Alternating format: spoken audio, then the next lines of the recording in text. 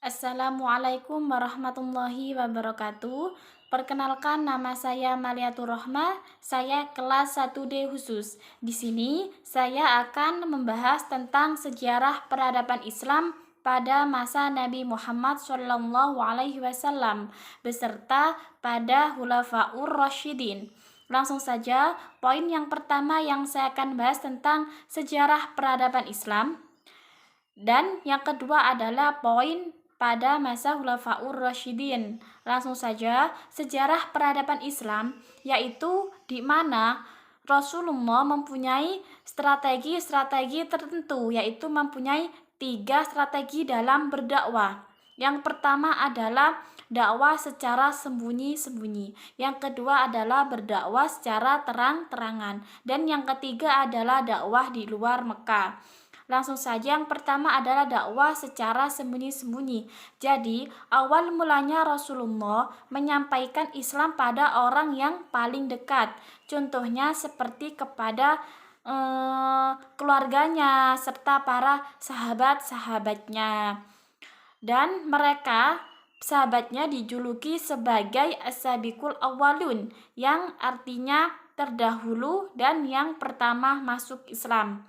Dan yang kedua adalah dakwah secara terang-terangan. Jadi sekitar tahun 613 Masehi, 3 tahun setelah Islam disebarkan secara diam-diam, Rasulullah mulai melakukan dakwah secara terbuka kepada masyarakat.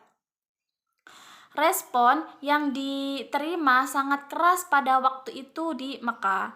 Disebabkan karena apa? Ajaran Islam yang di bawahnya itu sangat bertentangan. Sangat bertentangan karena apa? Yang sudah menjadi budaya dan pola pikir di sana itu sudah menjadi strategi dalam Mekah. Jadi otomatis di situ itu tidak terima adanya Nabi saat masuk melakukan perdakwaan.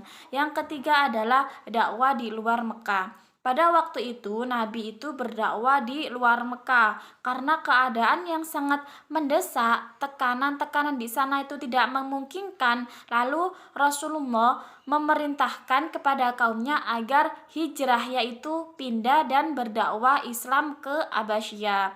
Dan poin yang kedua adalah pada zaman Khulafaur Rasyidin, yaitu pada zaman Khulafaur Rasyidin ini Islam itu berkembang sangat pesat, di mana hampir pertiga bumi yang kita huni ini hampir dipegang dan dikendalikan oleh orang-orang Islam. Hal itu tentunya tidak terlepas dari para pejuang-pejuang kita terdahulu yang telah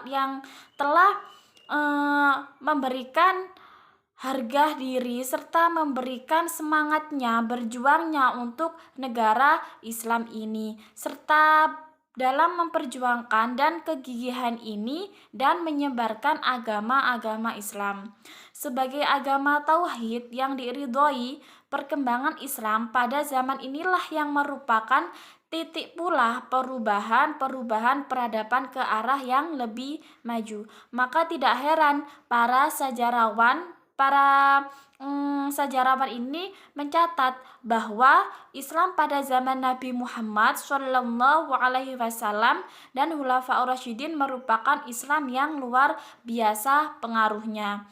Dan sebenarnya Islam ini telah hadir di tengah-tengah masyarakat Arab yang lalu mempunyai konflik dan dibenahi pada Nabi Muhammad. Pada saat usia Nabi 40 tahun, ketika beliau menerima wahyu dari Allah untuk pertama kalinya dengan perantara malaikat Jibril. Sebagai tanda apa? Sebagai tanda Rasulullah yang diberikan oleh wahyu yang dari Allah diturunkan ke wahyu yang kedua, yaitu menjadi awal aktivitas dakwah Nabi pada saat itulah. Secara tidak langsung keadaan sosial dan politik masyarakat Arab mulai berubah karena adanya Nabi Muhammad yang telah membenahi serta menjauhkan dari konflik yang dipecahkan.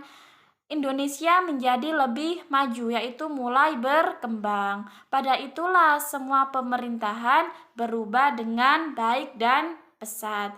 Sekian presentasi dari saya. Apabila ada tutur kata yang kurang berkenan, saya mohon maaf yang sebesar-besarnya. Akhirul kalam, wassalamualaikum warahmatullahi wabarakatuh.